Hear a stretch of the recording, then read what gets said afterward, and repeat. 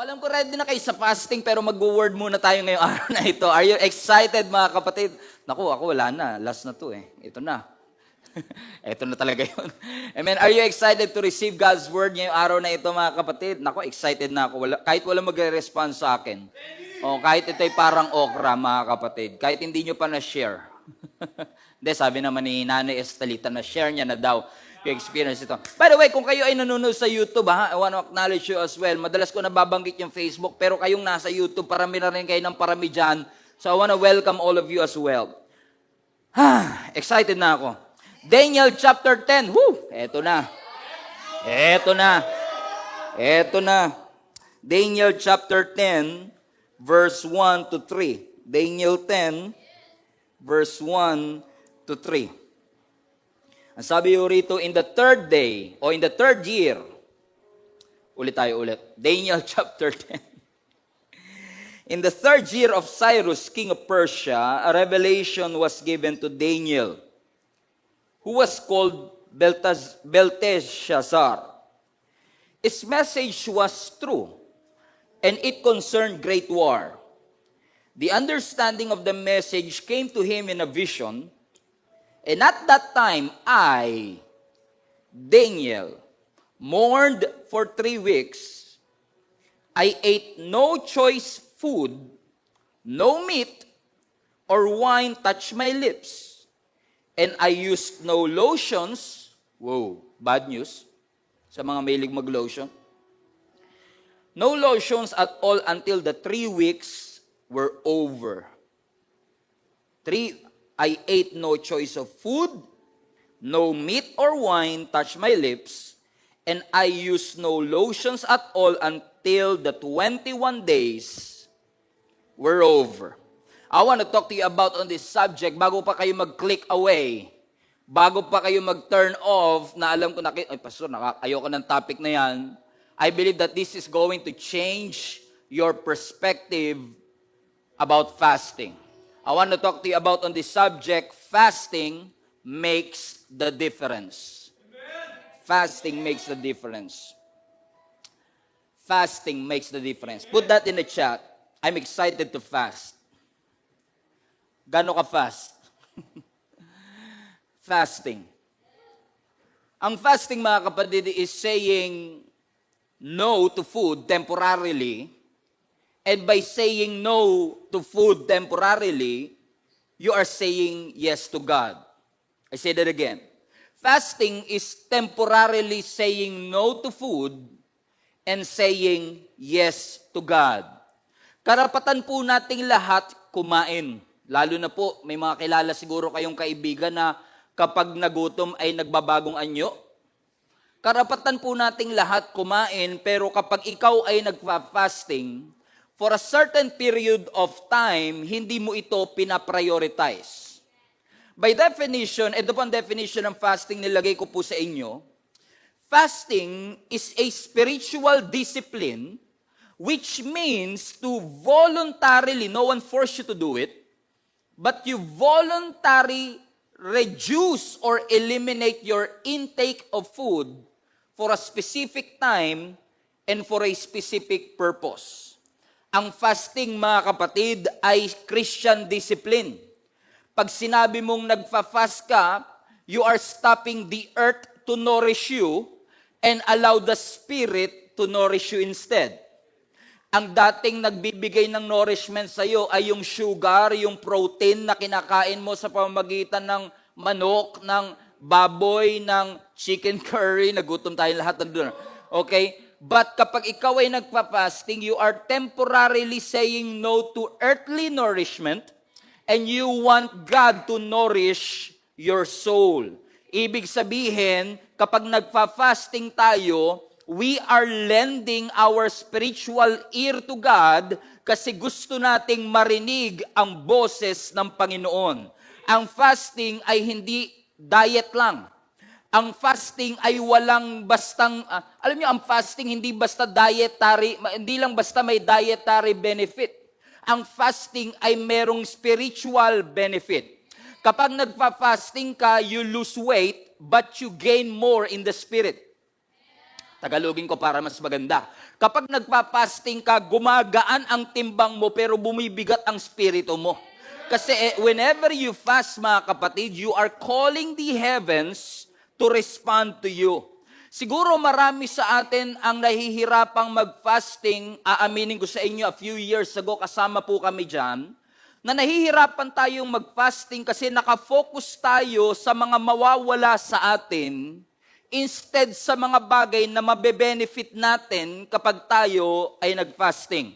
Alam nyo, isa sa mga prinsipyo na kailangan nating maunawaan na sinabi mismo ng ating Panginoon sa pamamagitan ni Apostle Paul, kung ang tiyan mo nga ay hindi mo kayang kontrolin, paano pa natin makokontrol ang ating discipline, ang ating buhay?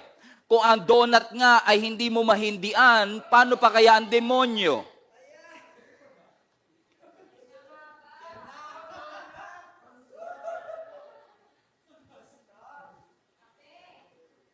Ang sabi ni Paul, your stomach is not your God. Ang tiyan natin, hindi po yan ang ating Diyos. And when we fast, nare-remind tayo, mas mahalaga pala ang Diyos kesa sa pagkain. Food is important, but food is not the most important thing. Kaya nga, ang sabi mismo ng ating Panginoong Yesus sa Matthew 6 verse 16, and when you fast, everybody put that in a chat. When you fast, kapag ikaw ay nagfa-fasting, napasin nyo, hindi sinabing if. Ang sabi, when you fast. Kapag ikaw ay nagpa-fasting daw, don't make it obvious as the hypocrites do. Yung iba kasi kapag nagpa-fasting, hindi kayo ito ha, yung iba kasi nagpa-fasting, gusto nilang iparamdam sa lahat ng tao na nagpa-fasting sila, kaya talagang parang si Daniel, no, hindi na nag-lotion, hindi na ligo, kasi kailangan magmukha akong kawawa kasi nagpa-fasting ako. Pero kung mapapansin nyo mga kapatid, talagang yung fasting is a regular Christian discipline, kasi ang sabi mismo ni Jesus, ang sabi ng ating Panginoon, when you fast, hindi siya option. Ang pagpa-fasting pala, hindi mo ginagawa because you have to, but because you get to. Ibig sabihin, walang pumilit sa'yo, walang nag-force sa'yo, walang nag-manipulate sa'yo to do it. You just want to do it because you want, amen, na bitawan ang iyong earthly desire, i-deny ang iyong sarili para marinig natin ang boses ng ating Panginoon. Alam niyo, ang fasting nga dapat maging regular Christian discipline. Dito sa church natin, as much as possible, syempre meron tayong annual Daniel fast, pero sinisikap nga natin magkaroon tayo ng quarterly fasting kahit 3 days, kahit 7 days, because we want fasting to be a regular discipline sa bawat isa sa atin. In fact, yung mga biblical heroes natin nag-fasting. Si Elijah nag-fasting. Si Moses nag-fasting. Right? Si Daniel nag-fasting. And even our Lord Jesus, He fasted. So we are in good company every time we fast. Ang fasting, mga kapatid, let me teach you a little bit. May mga klase ng fasting o may mga types of fasting na most of you are familiar with, but for the sake of those who are not familiar with the types of fasting, here you go, mabilis lang. Ang mga types ng fasting, number 1 is normal fasting. Pag sinabi mong normal fasting, mga kapatid, yan yung hindi ka kumakain ng solid food, pero umiinom ka ng tubig. So ang tanging pang-survive mo is just water. May mga gumagawa nito ng 7 days, at may mga gumagawa nito ng 40 days, which I don't recommend, of course, kung wala ka narinig talaga sa Panginoon. Meron tayong tinatawag na total fast, o mas kilala rin sa absolute fasting, o mas kilala rin sa dry fasting. Kasi itong dry fasting o absolute fasting ay completely, for the certain period of time, walang pagkain, wala ring inumin. Tanging saliva mo lang ang magiging source of water mo for a certain period of time. Moses fasted, absolute fasting, 40 days and 40 nights. No food, no water. Jesus fasted 40 days, no food, no water. Elijah fasted 40 days, no food, no water. Wag na kayong magtangkang ilagay yung pangalan nyo dyan kasi baka hindi natin kayanin. Kasi sila 40 days, tayo minsan 40 minutes pa lang,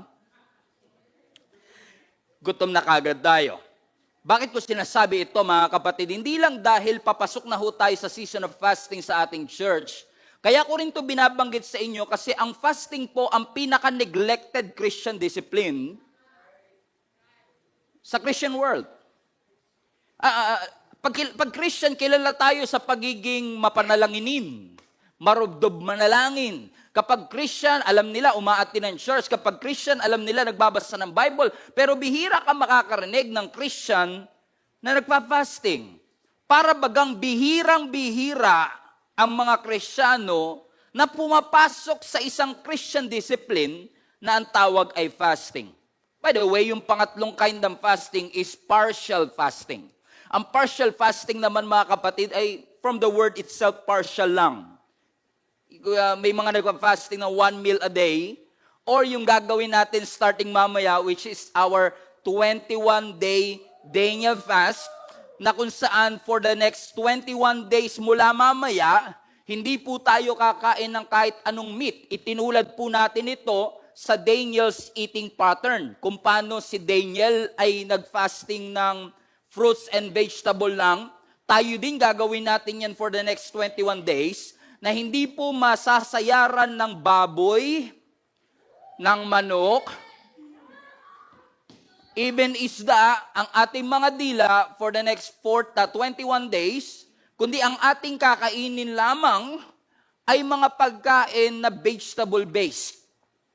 Okay? Salamat na lang, may mga gatas naman ngayon na vegetable-based na, may mga mantika ngayon na vegetable-based na, at ang ating option para sa ating meat o para sa protein natin ay tokwa. So ibig sabihin, hindi pa rin madali, pero di hamak namang mas madali compare sa iba. Bakit nga ba, Pastor, parang ang hirap-hirap mag-fasting? Tingnan mo nga yung katabi mo, parang tingin mo ba may kilala ka na parang hirap, Pastor, tingin ko, ako kaya ko yan. Pero alam niyo yung mga magulang ko, si Tatay Larry, kapag nagpa-fasting, feeling ko dali-dali lang sa kanila kasi mahilig nga sila sa gulay. Pero lalo na kung di ka mahilig sa gulay, tas magde-Daniel fast ka, parang hirap-hirap. Lalo yung pamangkin ko, Daniel pa naman ang pangalan, tas Daniel fast, hindi kumakain ng gulay. Tari ko, tagilid to. Pero alam niyo, na-realize ko mga kapatid, kaya din siguro tayo hirap na mag-fasting, sanay kasi tayo sa excess. Sanay tayo sa laging sobra. Kahit, di ba, sa karinderya lang tayo bumibili ng ulam, minsan, minimum 2. Because sanay tayo sa excess, parang we want to eat too much, we want to spend too much, we want to talk too much, we want to worry too much, but we don't want to pray too much. Madalas, excess tayo sa maraming bagay, pero pagdating sa aspect of prayer and fasting, parang dun tayo nagkukulang. Kung iisipin nyo to mga kapatid, wala naman akong hinuhusgahan ha, pero parang napapansin ko na marami sa atin magaling tayong mag-list. Listahan ba? Magaling tayong mag-list ng mga request natin sa Panginoon. Everybody say list. Put that in the chat, list. Para tayo may mga listahan, Lord, ito gusto ko, Lord, ito pangarap ko, Lord, ito goal ko, ito request ko, gumaling ganyan. Ang dami nating list, pero pagdating sa listen, parang doon tayo nahihirapan. Yung moment na humihinto ka at humihiling ka ng revelation mula sa ating Panginoon. Kaya nyo, pag tinignan nyo nga yung mga religious organization, yung mga religious sect, parang karamihan ng relihiyon, common denominator natin yung fasting. Yung Hinduism, nagpa-fasting. Ang Buddhism, nagpa-fasting. Ang Islam, nagpa-fasting. Meron nga silang Ramadan. Kapag Ramadan nila, 40 days yan, from sunrise to sunset, hindi sila kumakain ng kahit ano. And nakita ko yan mismo nung nasa Middle East kami, na talagang they observe Ramadan for the next 40 days. Pero pag sa atin, parang mga Kristiyano, no? Buti pa yung mga religions worldwide, very disciplined sila sa kanilang mga dietary restriction, pero parang yung mga Kristiyano, kahit ano, pwede kainin, ano? Yung iba, bawal ang dinuguan. Yung iba, bawal ang baboy. Pero yung katabi mo, pastor yan, di ba? Leader yan. Link up group leader. Pero mahilig sa dinuguan. Hindi ko sinasabing mali. Pero ang sinasabi ko lang, buti pa sila may dietary restriction, pero bakit kaya ang mga Kristiyano parang walang dietary restriction. Is it as if, hindi ko maalis na isipin sa aking sarili, okay lang magkwentuhan lang tayo saglit. Parang hindi ko maalis sa sarili ko na, parang hindi ba tayo naniniwala that fasting works? Hindi ba tayo naniniwala that prayer works? Nilagay lang ba natin yung prayer works sa sticker pero hindi natin pinapaniwalaan? Let me just preach to you a little bit. Prayer works and fasting works. Put that in the chat. Prayer works, fasting works. Kapag ikaw kasi ay nagpa-fasting, you are fine-tuning your spiritual antenna papunta sa langit. Alam niyo yung feeling na wala kayong signal kung saan-saan nyo siya tinatapat para magkaroon ng signal? At kung kayo ay may radyo, kung saan-saan nyo tinatapat yung, alam nyo, ang fasting is parang tinatapat mo yung antena mo para marinig mo ang boses ng ating Panginoon. Pinapalakas mo yung signal mo, nire-recalibrate mo ang buhay mo para mas-silence ang lahat ng voices sa iyong kaisipan at lumakas ang boses ng Panginoon sa ating buhay. Ulitin ko uli, mas nare-realize po kasi natin sa fasting na mas kailangan pala natin ng Diyos kaysa sa pagkain. Kasi sa fasting, nare-reconnect ka sa Diyos. Sa fasting, nanunumbalik ang mainit at maapoy na pagmamahal mo at paglilingkod mo sa Panginoon. Pag nagpa-fasting po kasi tayo, hindi lang tayo basta nagda-diet. Kasi ang fasting na walang prayer, diet lang yun.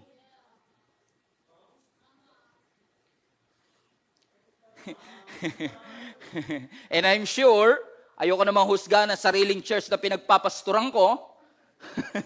Pero I'm sure, mga kapatid, na posibleng may mga sumasali dahil lang sa dietary benefits. Pero hindi natin nakikita ang spiritual benefit. I'm gonna show you something later on that's gonna blow your mind when it comes to the benefits and rewards of fasting. Kapag nagpa-fasting ka kasi, it forces you to seek the Lord. Parang napupersa kang magtumuon sa Panginoon kasi wala ka na mahihinga ng tulong eh. Kumakain ka na lang para makasurvive. Alam na lahat siya na nakaranas na nag-fasting ng 21 days. No? Mukhang madali siya pero pagdating ng mga 10th day, Lord, kailangan kita ngayon at kailanman. Yakapin mo naman po ako. So it forces you to reconnect yourself to God. Ine-express mo yung emptiness mo. Lord, empty ang stomach ko. Fill me up. Empty ang ating tiyan, pero ikaw ang pumuno sa lahat ng aking pangangailangan.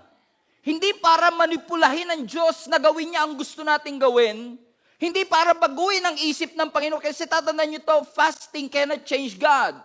But fasting can change you. Fasting cannot change God's mindset, but fasting can change your mindset. We have to realize when we pray, when we fast, we are not manipulating God to do whatever we want to do. But when we pray and when we fast, we are claiming and receiving and fine-tuning our spiritual antenna para ma-receive natin ang ating Panginoon. With the right motivation, naniniwala ako that fasting can fast-track. You see what I did there? Fasting can fast-track your prayers. Fasting can fast-track your breakthroughs. Hallelujah. Siguro 200 na lang nanonood. Fasting can fast-track your miracle. Fasting can fast-track your breakthrough, mga kapatid. It gives you supernatural protection. When you fast, you are defeating hell and calling heaven to answer. Ako naniniwala, mga kapatid, that as we enter into a season of fasting in our church, and every third or last week of September, ito lagi ang topic ko sa inyo about fasting, hindi ako magsasawa because the 21 days of fasting has the potential to change the next 21 weeks and the next 21 years of your life. Fasting makes the difference. Fasting is powerful. Kung importante ang pagkain physically, importante ang hindi pagkain spiritually. Everybody put that in the chat. Fasting makes the difference. Ayun, kapag nagbasa kayo ng Bible, mga kapatid, shift gear lang tayo. mapapansin nyo na every time na ang mga Bible characters ay may hinihinging breakthrough. Sino sa inyo may hinihinging breakthrough?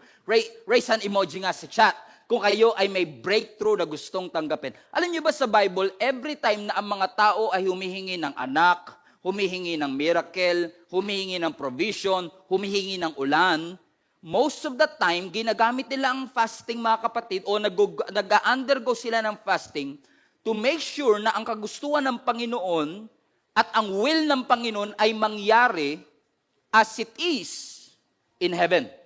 Kumbaga, you are calling the will of God on earth as it is in heaven. Kung sa heaven walang drought, kung sa heaven walang lack, you are claiming the will of God to happen on earth as it is in heaven. Yun ang gusto natin mangyari. Ayaw natin na may mga Kristiyanong kulang. Ayaw natin na may mga Kristiyanong naghihirap. Ayaw natin na may mga Kristiyanong nagkakasakit o namamatay sa sakit. Gusto natin, mga kapatid, kung ano ang kalooban ng Lord, yung abundance, yung breakthrough, yung life, abundant life, ay mangyari sa ating mga buhay. Hallelujah. Kasi when you fast, you are calling heaven to answer you. Na-realize ko lang, mga kapatid, that there are things in our life na hindi mangyayari kapag hindi tayo marunong manalangin at mag-ayuno. Kailangan natin mag-ayuno. That's why, dito natin makikita yung text na binasa natin patungkol kay Daniel. Kasi kung babasahin nyo yung Daniel 10, which is our reference para sa ating 21-day fasting. Kung pag-aaralan nyo ang context ng Daniel chapter 10, naka-receive si Daniel ng message as vision mula sa ating Panginoon. Every time mababanggit ko yung Daniel, nagigising yung pamangkin ko dito eh. Uy, ako na naman yun ah. Oh. Amen? So, si Daniel nakakuha siya ng mensahe sa Panginoon ng vision at ng revelation. Now, watch this. I'm gonna build this up because this is very important. Yung nakuha ni Daniel na mensahe is very clear. Malinaw. Klaro. Pag binasa nyo ang Daniel chapter 10, o in fact, mula pa Daniel chapter 9, madidepress kayo ng bahagya eh. Kasi dinefine ng Panginoon ng Panginoon doon, yung mangyayari at yung destruction na mai-endure na hindi man mangyayari ngayon, pero mangyayari sa future. So nung na-receive to ni Daniel, malinaw yung instruction, pero yung timing was way off. Yung timing ng vision, yung timing ng mensahe, hindi mangyayari sa kanyang panahon, but it was appointed for the future. So, ibig sabihin, kung si Daniel man ay walang malasakit, pwede sabihin niya, okay lang, hindi naman niya mangyayari sa aming panahon eh. Bakit pa ako kailangan manalangin? Bakit pa ako kailangan mag-fasting? Pero dahil, ang sabi ng verse 1, look at verse 1 again, Daniel chapter 10, verse 1. Ang sabi ng scripture, in the third day, tingnan niyo yung second sentence, its message was true, and it concerned a great war. Now, that's interesting phrase, mga kapatid. Kaya, niresearch ko ito ng konti. Na yung sinasabi nito na yung vision, it concerned a great war. Ibig sabihin, yung vision na ito ay magre-result sa spiritual war, na kapag binasa mo ang chapters 11 and 12, makikita mo na ito palang war na ito, watch this, ay ang vision patungkol sa 7-year tribulation na pagdadaanan natin o pagdadaanan ng mundo sa future. Ibig sabihin, mga kapatid, bago pa man at ngayon pinagdidibatihan pa lang natin ang tribulation, si Daniel nakita na ito thousands of years ago. Kung hindi kayo familiar sa tribulation, ito po yung 7-year period kung saan ang the beast at ang antichrist ay marirevealed. Nakita na ito ni Daniel sa Daniel chapter 10 pa lang. Alam niyo, sa eschatology o study of death, judgment, and sabihin na natin parang future, ay parang branch siya ng theology.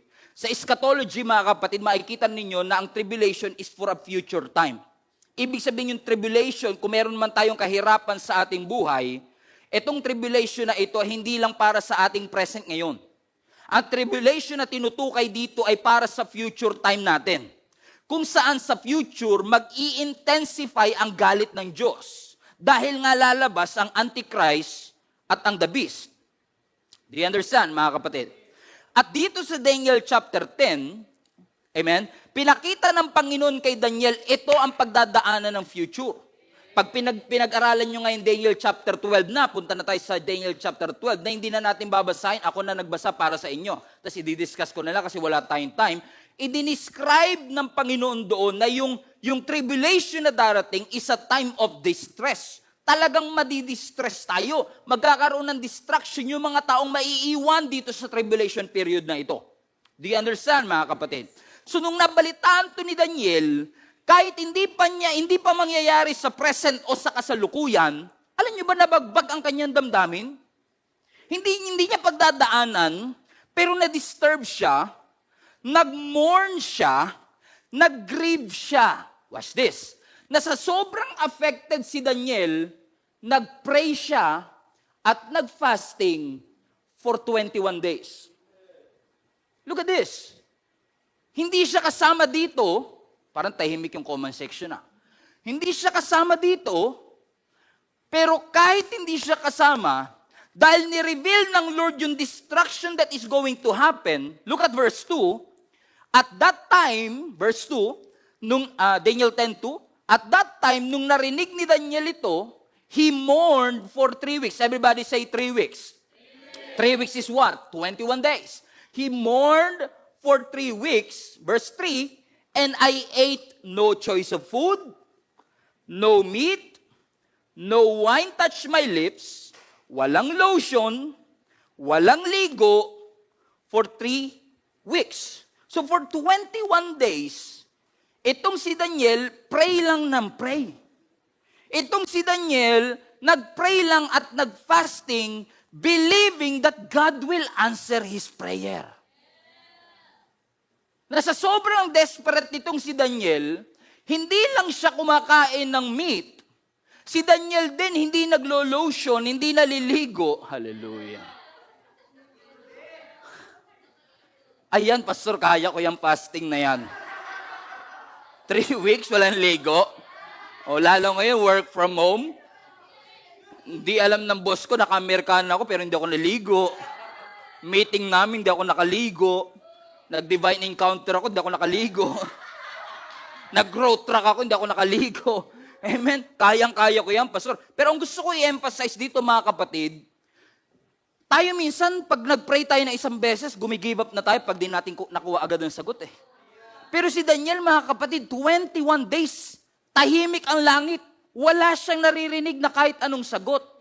Pero he prayed and keep on praying until he received the answer. He never gave up. He never gave up until he got the answer from the Lord. Because naniniwala siya, mga kapatid, na kapag siya ay nananalangin, kahit hindi niya naririnig ang langit, may ginagawa ang Panginoon. In fact, mga kapatid, sa Acts 13:2, gusto ko lang patunayan sa inyo na kapag nagpa-fasting ka, nagsasalita ang Diyos. Kasi ang sabi ng Scripture, Acts 13:2, as they ministered to the Lord, the early church, and fasted. Nung nag-fast sila, nagsalita ang Holy Spirit. So that's powerful. Every time you pray and every time you fast, and I'm not judging anyone, pero kung ikaw ay napunta sa tagpo na talagang desperado ka sa sagot, baka talagang mapafasting ka kahit walang 21-day fasting, mga kapatid. Kasi alam mo na kahit na hirap ka dito sa mundo, merong ginagawa ang Diyos sa kalangitan. Hindi porket wala ka nakikita kagad ebidensya ngayon, hindi ka naiikot sa Jericho wall, kasi hindi mo alam, baka mamaya nasa 5th day ka pa lang, sumuko ka na. Ang pagbagsak ng wall nasa 7th day. Do you understand, mga kapatid? Nakapunta na ba kayo sa gym? Tapos, ginaguide kayo ng gym instructor. Alam niyo sa gym, mga kapatid, sa totoo lang, pag nag-gym ka, hindi naman lahat, pero karamihan nakakatamad talagang magpunta ng gym eh. Yung iisipin mo pa lang yung mga dumbbell na bubuhatin mo, tamad ka na kagad eh. Biruin mo, nagbabayad ka para pahirapan ang sarili mo. Nagbabayad ka ng libo-libo para saktan ang sarili mo. Yung pagtas mo mag-gym, pagising mo sa umaga, sakit ng katawan mo kasi muscles mo na stretch. Tapos yung gym instructor mo pa, hindi marunong magbilang. Ano ibig sabihin? Sabi, o sige, 10 lang ha. 1, 2, 3, 4, 5, 6, 7, 8, 9, 9, 9, 9. Ayaw niyang tapusin eh. Di ba? Hindi marunong magbilang eh. Amen? Parang, ang hirap kasi parang pinapagod mo lang sarili mo. Parang hirap kasi yung muscle mo na i-stretch. Wala. Sino sa inyo mga kapatid, nag-gym pa lang kayo isang araw, pagtingin mo sa salamin, payat ka na kagad. Walang ganun eh. Pero hindi porkit wala ka nakikita kagad ebidensya, ay walang nangyayari sa loob ng iyong katawan.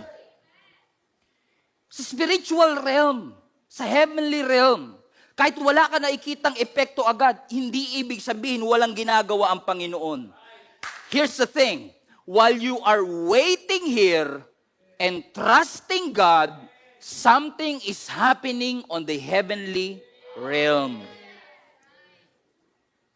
And before we land this plane, gusto ko ipakita sa inyo what really happened sa heavenly realm kapag tayo ay nagpa-fasting. Kasi sanay na tayo dito, pag nag-fasting tayo, gutom. Pag nag-fasting tayo dito, uhaw. Pag nag-fasting dito, survival mode. Nananalangin ka, nag-aantay ka, nagtitiwala ka. Pero what's happening on the heavenly realm? Kapag ikaw ay are you excited to know? Sino sa inyo excited na malaman? Kasi minsan pag nag-pray ka lang, ano kaya nangyari dun? Nakarating kaya yun? Nalagyan kayo ng address yun? Narinig kaya ng Diyos? Kasi sometimes we don't know what happened to our prayer. But I'm gonna show you, mga kapatid, kasi alam nyo, isa ito sa ang verse na babasahin natin ay isa sa parang, sabihin natin pabigay. Alam nyo, parang ang spiritual realm is very secret sa atin. Parang, ano kaya nangyayari sa spiritual realm? Kasi hindi ko na alam ang nangyayari. Pero sa Daniel chapter 10, nagkaroon tayo ng konting glimpse. Parang binuksan yung kurtina ba? Ganun pala nangyayari doon. Gusto niyo ba mangyari yun, mga kapatid? Nakapanood na ba kayo ng teatro at ng play? Na pagbukas ng kurtina, nagulat ka, paano nangyari? Yung hagdan, nandun na kagad. Kasi hindi mo nakikita yung nangyayari sa loob, pero may ginagawa doon. So ngayon ay ipapakita ko sa inyo, bago tayo magtapos, mga kapatid, ano ang ginagawa ng heavenly realm kapag tayo ay nananalangin. Kasi kung pagpapatuloy natin ang pagbabasa, sa verse 12, after 21 days of prayer and fasting, dumating ang angel. At ang sabi ng angel, verse 12, don't be afraid. Don't be afraid, Daniel. Watch this. Since the first day, everybody say first day. 21 days siya nanalangin, 21 days siya nag-fasting, pero ang sabi ng angel, since the first day you began to pray. You began to pray for understanding and to humble yourself before God. Your request has been heard in heaven. So, dumating yung sagot 21 days. Pero ang sinasabi ng angel, unang araw pa lang narinig ka na. What an assurance. What an assurance mula sa ating Panginoon, mga kapatid, na hindi porkit hindi kaagad nag-reply ang langit, ay ibig sabihin hindi kanya narinig. Hindi porkit sa chat mo hindi pa nagre-reply yung ex mo, hindi niya nasin na niya yan. Minark as unread niya lang uli para hindi mo makita. Laman siya nakaread. What I'm trying to say is this, every time you pray, ang assurance ng Biblia sa atin, the very first words na babanggitin mo, the very first day na mananalangin ka, God hears your prayer. Naririnig ng Panginoon. At sabi ng verse 21, ng verse 12 pa rin, last part, at ako bilang anghel, I have come in answer to your prayer.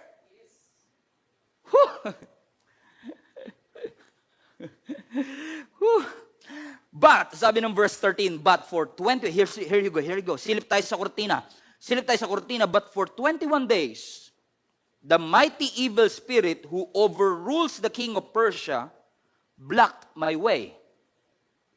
Then Michael, the archangel, one of the top officers of the heavenly army, came and helped me so that I was able to break through the spirit rulers of Persia. Ooh, interesting. So, ang sabi ni Angel, actually, I'm pretty much sure na ang nagsasalita dito ay si Angel Gabriel kasi si Angel Gabriel is a messenger angel. Na sabi ni Angel Gabriel, unang araw pa lang na nanalangin ka, narinig ka ng Panginoon, kaso na-delay ako ng 21 days, kasi yung mighty evil na nag-overrule sa King of Persia, hinarangan ako. Buti na lang dumating si Michael the Archangel, tinulungan niya ako, kaya naka-breakthrough ako, and after 21 days, here I am. That's interesting. Hindi natin yan nakikita, no? Kasi akala natin, pagka nag-pray tayo, bumalik lang, hinahawakan lang ni Lord yung prayer, o sige, tsaka na to sa tamang timing. Pero may mga pagkakataon, mga kapatid, na posible, na kaya hindi kagad dumarating ang sagot. Watch this. Sumagot na ang Lord day 1 pa lang, pero maaaring kaya hindi pa sumasagot o nakakarating sa iyo ang sagot. Kasi may mga evil forces na humaharang sa iyong answered prayer. So, ibig sabihin, sa loob ng kortina, may mga unseen warfare. May mga unseen conflict. May labanan na hindi natin nakikita. Kaya nga minsan tayo, unang araw pa lang sumusuko na, huwag kang sumuko. May nakikipaglaban para sa iyo, tas ikaw susuko. Ang sabi na Ephesians chapter 6, ang kalaban natin hindi tita mo. Ang sabi na Ephesians 6:12. Sorry. Ang sabi na Ephesians 6:12, for we wrestle not against flesh and blood, but against, everybody say, principalities. Hindi principal, ha? Principalities. Huwag mo kalabanin ng principal mo. Mga principalities, mga against powers, against rulers of the darkest world, and against spiritual wickedness in high places. So, ibig sabihin, mga kapatid, kailangan natin ma-realize na ang kalaban mo ay hindi tao. So, kung may humahad lang man sa ating panalangin, hindi necessaryong tao. Posibleng may mga evil forces na ayaw maranasan ng abundance sa buhay mo, kaya hinaharangan yung answered prayer mo. Wala naniniwala sa akin, Hindi ako makapaniwalang hindi kayo naniniwala, mga kapatid. It's clear in the scripture. Maliwanag na sinasabi sa atin ng Biblia, mga kapatid. Now, ayoko maging hyper-spiritual, ha? Hindi naman ako ganun. Kilala niyo naman ako, eh. Hindi ako hyper-spiritual. Ayoko rin kayo takutin. Lalo na mag-isa ka dyan sa bahay. Very important to sasabihin ko. I don't want to be hyper-spiritual, pero there are angels and demons around us that we don't see. By the way, hindi yung katabi mo. Huwag kang mag-assume na katabi mo. Ayoko maging hyper-spiritual sa inyo, mga kapatid, pero posible, okay, actually, it's not posible, it's true, na may mga angels and demons na nasa paligid natin na hindi natin nakikita. May mga unseen conflicts. May mga unseen wars. In fact, ang sabi ng scripture, posibleng may nakakasalubong ka ng angel pero hindi mo alam. Kasi ang mga angel, they can take on a physical form. Huwag mo tignan katabi mo, hindi siya yon. Totoo yan, pinsan mo talaga yan. Okay? But what I'm trying to say is this, posibleng yung kumakatok sa pintuan mo, yung lumalapit sa'yo, tumutulong sa'yo, is a possible angel because ang angel, they can take on a spiritual form. Nagugulat ba kayo? Amen? There is a spiritual warfare and this warfare is real. Kaya nagtataka ako sa maraming Christians, wala tayong sense of urgency. Akala natin pag natapos tayo dito, tapos na. May mga naikipaglaban para sa atin, may mga nag-cheer para sa atin, may mga tao na nandyan sa paligid. Tignan niyo yung verse 13, sabi ng verse 13, merong mighty evil spirit na nag-overrule sa King of Persia. Alam niyo sa demonology, may truth na sinasabi dito, mga kapatid, na is it as if may mga territorial demons na assigned sa specific geographical location. Ulitin ko ulit. The verse and many verses in the scripture implies na may mga territorial demon, para mga demonyong naka-assign sa lugar nyo. Ibig sabihin, itong lugar na to sa Caloocan, may demonyo naka-assign dyan, na ang kanilang objective ay i-influence at i-oppress ang isang location. Kaya magtataka kayo, may mga lugar na parang hirap makapenetrate ang Christianity. It is possible, mga kapatid, na may mga spiritual forces, mga territorial demons na sumasakop sa mga lugar na yan. Para bagang, sabi ng maraming Bible scholar, ito yung posibleng mga fallen angel na nabigyan ng mga responsibility para hadlangan ang Christianity at hadlangan ang ginagawa ng Panginoon sa ating lugar. Kasi kung babasahin niyo uli yung binasa nating verse, si Angel Gabriel sinagot na. Sabi ng Lord, okay, dispatch na yung sagot na yan, i-deliver na yan sa bahay. Pero nung papunta na si Angel Gabriel, hinarangan siya ng mighty evil spirit na nagro-rule sa kingdom of Persia. Sa Bible, may makikita rin kayo na nagro-rule sa kingdom ng Greece. So, ibig sabihin, bawat territory ay may posibleng may mga territorial demons na umahadlang sa ating mga panalangin. Ang sabi ni Angel Gabriel, buti na lang, si Michael the Archangel, tinulungan ako para maka-breakthrough kasi si Angel Gabriel, messenger angel siya. Pero si Michael the Archangel is a warrior angel that he can fight the enemies.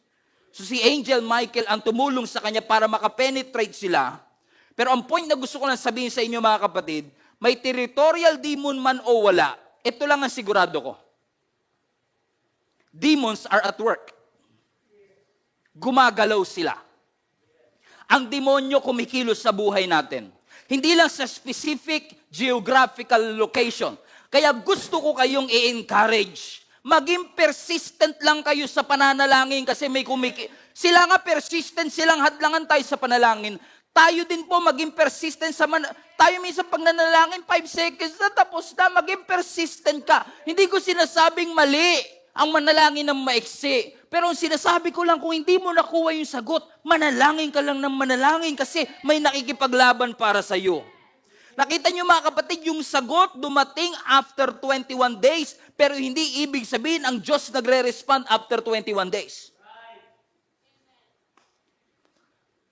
So as we journey on, dito sa ating 21-day fasting, I'm very, very sure that the moment we commence and we begin the Daniel fast, sasagot na ang Panginoon. But we have to keep on praying until that breakthrough will happen. Ang Diyos, He's never early. Ang Diyos, He is never late. The enemy will try to hinder you from receiving all that God wants you to receive. Pero ang assurance sa Panginoon sa atin, mga kapatid, i-imagine ko nga si Daniel habang nananalangin siya, siguro day 5. Kaya wala pa. Ay, hindi na ako nakakaligo Yung balat ko dry na. Lord, wala pa ba? But he keep on praying. Day 6, pray. Day 7, pray. Hirap na, Lord.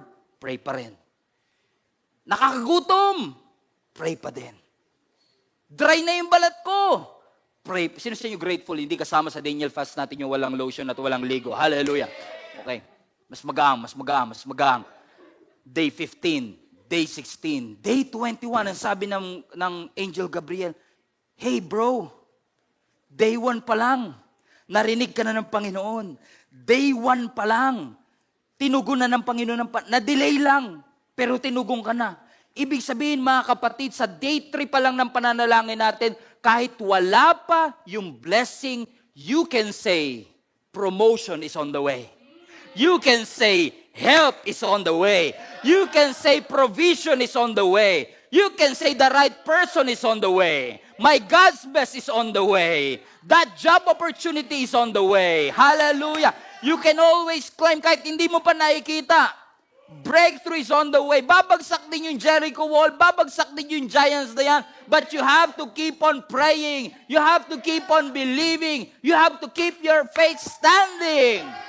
Believing that help is on the way. It's on the way. Put that in the chat. It's on the way. As sabi ng Psalms 56 verse 9, the very day I call for help, the tide of battle turns. My enemies flee, and this one thing I know, God is for me. And whatever it is that I'm praying for, it is on the... Sabi dito sa verse, ito si David na to, hindi na to si Daniel ha. Very consistent ang Bible. At sabi ni David mismo, sa unang araw pa lang na nanalangin ako, bumaliktad na kagad ang sitwasyon. Alam niyo ibig sabihin ng the tide of battle turns? Ang ibig sabihin niyan, reverse na kagad yung situation. Hindi mo na kailangang makita pa ang ebidensya ng sagot sa panalangin mo para masabi mong nagbago ang sitwasyon. Kasi the moment you pray, nagbago na ang sitwasyon. The moment you pray, ang healing nagsisimula na. The moment you pray, yung provision paparating na. The moment you pray, yung protection nandyan na. The moment you pray, yung deliverance nandyan na. The moment you pray, yung sagot sa panalangin mo, it's on the way. The moment you call for help. In fact, sa ibang translation ng Psalms 56 na ito, the moment you pray, the enemy will retreat. The moment you pray, tumatakas na ang kaaway. Kasi alam nila that help is on the way. Alam nila na paparating na. Nag-i-increase man ang danger, pero nag-i-increase din yung faith ko believing that God is able to do according to what He has promised. So church, as I lead you, we as leaders, as we lead you towards this 21-day Daniel fast, what I'm believing for God to do is that God is going to answer your prayers. Alam niyo ba sa mga nakalipas sa 21-day fasting, yung mga matagal na hindi nabuntis, yung mga matagal na hindi na-promote, yung mga matagal nang nag-a-apply sa abroad, hindi na-approvan. Sa 21 days of fasting, I'm not saying that this is going to happen to you. But what I'm trying to say is this: whatever it is that God has planned for you to have, to receive, just believe in Him, and God will accomplish what He has promised. You don't have to wait for the 21 days to be over para ma-receive mo ang lahat ng sagot ng Panginoon sa ating mga panalangin. God answered you the moment you begin this fasting.